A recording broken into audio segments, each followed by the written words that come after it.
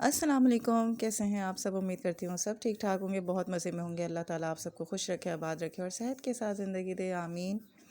तो चलें भाई, आज जो है बच्चों के कमरे की सफाई करते हैं। ये रूम कूलर कारपेट काफ़ी दिन से आगे नहीं किया था मैंने, तो इसे भी हटा के साफ़ करते हैं। मैंने अपनी वीडियोस में आपको बताया है कि आजकल रातें थोड़ी बहुत ऐसी ठंडी हो गई हैं और दिन भी मुनासिब रहता है, तो रूम कूलर की नीड जो है बिल्कुल भी नहीं होती है, तो इसलिए एक कॉर्नर पे कर दिया ऐसे।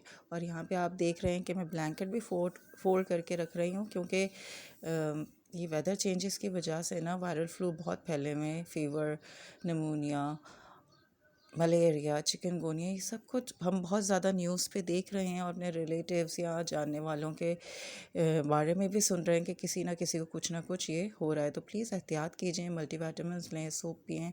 और फिर यह है कि कोई बीमारी या कोई इस तरह का मिसहैप अगर किस्मत में लिखा हुआ हो अल्लाह की तरफ से, तो फिर उसकी भी दवाई लेनी होती है और फिर अल्लाह से दुआ करनी चाहिए कि जल्द से जल्द ठीक हो जाएँ। आमीन। तो यहाँ पे जो है फिर मैंने चादर भी उठा के डाल दी है बाहर रूम से। और अब ये कॉर्नर साफ़ करते हैं। कॉर्नर की जो दीवारों के जो ये देखें, जो कॉर्नर्स होते हैं ना इस तरह, ये बहुत गंदे हो जाते हैं दीवारों के। तो इसे भी वैक्यूम करके मैंने साफ़ किया। काफ़ी मिट्टी जमा हो चुकी थी यहाँ पे। मिट्टी होती है, देखें कचरा तो कुछ भी नहीं था, मिट्टी बहुत ज़्यादा जमा हो जाती है। तो वो हटा के मैंने सफाई की है।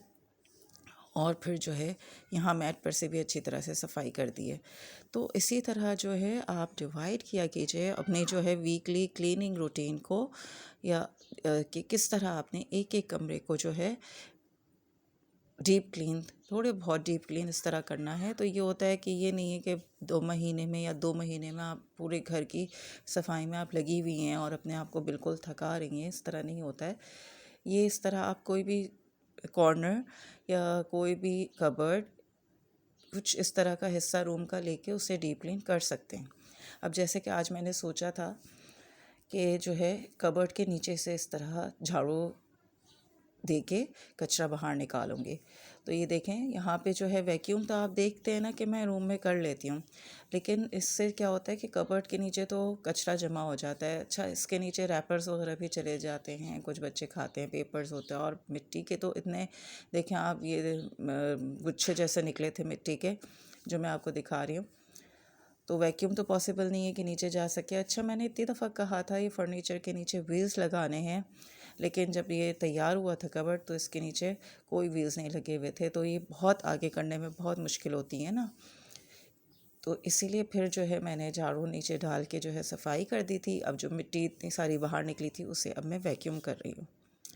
तो ये भी जो है डीप क्लीन हो गया था। और ये देखें, अभी इस इमरजेंसी फ़ैन की भी इतनी ज़रूरत नहीं है। ये सब जो है हमारे गर्मी के साथी होते हैं, जो वाकई में गर्मियों में बहुत काम आते हैं। बहुत ज़रूरी हो गया है जनरेटर या आपके पास जो है बैटरी फ़ैन, ये सब बहुत ज़रूरी हो गया है लाइफ में। हैदराबाद में जिस रूटीन से लाइट जा रही होती है, तो उस लिहाज से तो ये सब चीज़ें कंपलसरी हो गई हैं।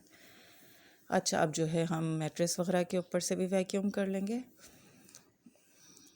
क्योंकि जो है इसके ऊपर भी काफ़ी मिट्टी आ जाती है ना, इसलिए पहले मैंने चादर हटा दी थी, क्योंकि मुझे पता था कि काफ़ी मिट्टी निकलेगी फर्नीचर के नीचे से। अब जो है मैं ये बेडशीट चेंज कर रही हूँ। ये काफ़ी पुरानी बेडशीट हो गई है मेरी, लेकिन बहुत अच्छी, और कपड़ा बहुत अच्छा है। जो कॉटन बेडशीट्स होती हैं ना, उनका कपड़ा बहुत अच्छा होता है।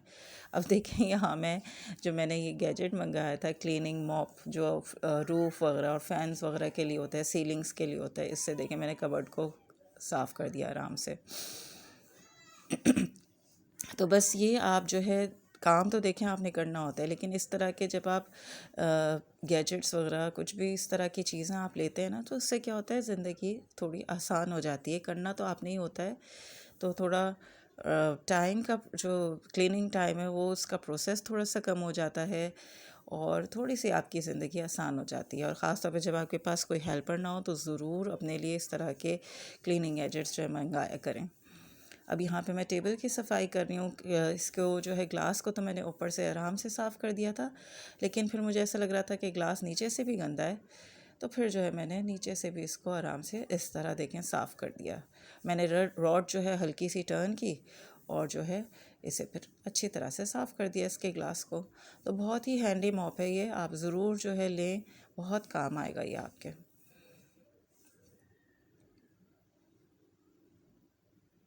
तो ग्लास भी अच्छी तरह से साफ़ हो गया था। जब ये ड्राई हो गया था फिर जो है मैंने सीड्स जो है जगह पे रख दी थी।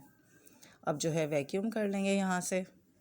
तो मैं इसी तरह जो है अपने डेज़ जो है ये डिवाइड करके रखती हूँ। तो मुझे अल्हम्दुलिल्लाह सहूलत रहती है कि बेडशीट का एक दिन रख लेती हूँ कि बेडशीट चेंज करनी है, एक दिन फ़ैन का दिन रख लेती हूँ कि फ़ैन साफ़ करने हैं। तो इस तरह वीकली बेसिस पे आप डिवाइड करके रखेंगे सारे दिन, तो ये होगा कि काम आसानी से हो जाएंगे। बाकी काम तो देखें ख़त्म नहीं होने वाले होते हैं और आपको अपने आप को भी टाइम देना होता है ना। ज़रूरी तो थोड़ी है कि आप सारा दिन ही ये सब काम करते रहें। ख़ास तौर पे जो सुबह का टाइम होता है ना, बहुत मसरूफ़ होता है जब तक बच्चे स्कूल से वापस नहीं आ जाते दोपहर में। जब तक तो घर जो है साफ़ सुथरा भी हो चुका होता है, खाना भी पक चुका होता है और हर चीज़ अपनी जगह पे होती है। हाँ, शाम में जाके घर थोड़ा बहुत फैलता है तो ये एक नॉर्मल सी चीज़ है, क्योंकि ज़ाहिर सी बात है नेक्स्ट डे फिर से आपने वो सब काम करने हैं। तो यहाँ पे देखिए मैंने पराठे भी डाल दिए थे, कच्ची पक्की रोटी भी डाल दी थी और साथ में मैंने क्या बनाया था, हाँ मैंने देखें बनाया है आलू मटर का सालन। तो बस जब सर पे पड़ती है ना तो हम लेडीज़ अल्हम्दुलिल्लाह सारे काम कर लेती हैं। जैसा रोटियां डालना मुझे पसंद नहीं है तो अभी मेड नहीं है, लेकिन देखिए मैं फिर भी जो है रोटियां भी डाल रही हूँ, सब काम कर रही हूँ अल्हम्दुलिल्लाह। तो मैंने कहा ना, हम इसी तरह ही क्वींस नहीं होती हैं, हम जो है खुद ही जो है अपने आप को क्वींस जो है समझना चाहिए। और देखें ये नेक्स्ट डे की वीडियो है, मैं यही आपको बताना चाह रही हूँ कि ये देखें सब चीज़ नॉर्मल है कि आप पूरा एक दिन जो है घर को समेटते हैं, यानी सुबह के टाइम पे आप पूरा घर साफ़ सुथरा करते हैं और दूसरे दिन सुबह में फिर इस तरह घर फैला हुआ होता है। तो ये जो है ये टास्क जो है आपने डेली जो है ये करने हैं और ये वीडियोस में ये चीज़ें आपको इसलिए रिपीट होती नज़र आएंगी क्योंकि ये सब काम जो हमारी ज़िंदगी में रिपीट होते हैं, या आप काम छोड़ के बैठ नहीं सकते, ये आपके ज़िंदगी का हिस्सा है। तो आप मेरी वीडियोस में ये सब काम रिपीट उसमें देखते रहेंगे। और यहाँ पे फिर मैंने आज जो है थोड़ी सी सेटिंग चेंज की है कमरे की। मैंने जो है मैट्रेस इस तरफ सेट किया, ये वाले वॉल की तरफ, इधर गौतकिया वगैरह रख दिया और इधर मैट्रेस रख दिया। तो मुझे बताइएगा ज़रूर कि ये सेटिंग आपको कैसी लगी। मुझे तो बहुत अच्छी लगी और बच्चों को भी अच्छी लगी। तो आप भी कमेंट करके बताइएगा और वीडियो कैसी लगी ज़रूर बताइएगा। अच्छी लगी हो तो लाइक कीजिएगा, चैनल को प्लीज़ प्लीज़ प्लीज़ ज़रूर सब्सक्राइब कीजिएगा और कमेंट करके बताइएगा कि ये रूम की सेटिंग आपको कैसे लगी। तो अल्हम्दुलिल्लाह बच्चों का रूम बिल्कुल साफ़ सुथरा हो गया था। अब मैं अपने रूम में आ गई थी। यहाँ पे जो है मैंने बेडशीट चेंज कर दी थी। ये फ्राइडे की वीडियो है तो मुझे वॉइस ओवर का टाइम नहीं मिल रहा था, आगे मैं आपको बताऊंगी कि क्यों नहीं मिल रहा था। तो यहाँ पे देखें कपड़ों का ढेर किस तरह जमा हुआ है। इससे ज़रा मैंने इग्नोर किया हुआ था 3-4 दिन से, तो अब इसकी भी बारी आ गई है तो इसे भी जो है तय करके जगह पे रखते हैं। हर बच्चों को मैं कहती हूँ कि समय से अपने कपड़े ले जाओ अगर वो घर पे मौजूद होते हैं, वरना मैं उनके कबर्ड्स में रख देती हूँ। जब अगर वो स्कूल वगैरह में होते हैं ना तो फिर कबर्ड्स में रख देती हूँ। तो काफ़ी कपड़े हो गए थे जमा, तो फिर इन्हें तय करना है और मज़ीद कपड़े रस्सी पे लगे हुए हैं तो उन्हें भी जो है फ़ोल्ड करना है। ये बड़ा इजाफी काम होता है। हालांकि मैं सोचती हूँ कि हाथ के हाथ तय करके रख दूँ कपड़े, लेकिन ऐसा होता नहीं है। बस ला के अगर सेटी पे डाल दिए ना, और अगर मूड नहीं है तो फिर भाई 2-3 दिन की ज़रा फुर्सत हो ही जाती है कि ये कपड़े उधर ही रहते हैं। अच्छा जी, अब मैं आपको बताती हूँ कि क्यों वॉइस ओवर नहीं दे सकी।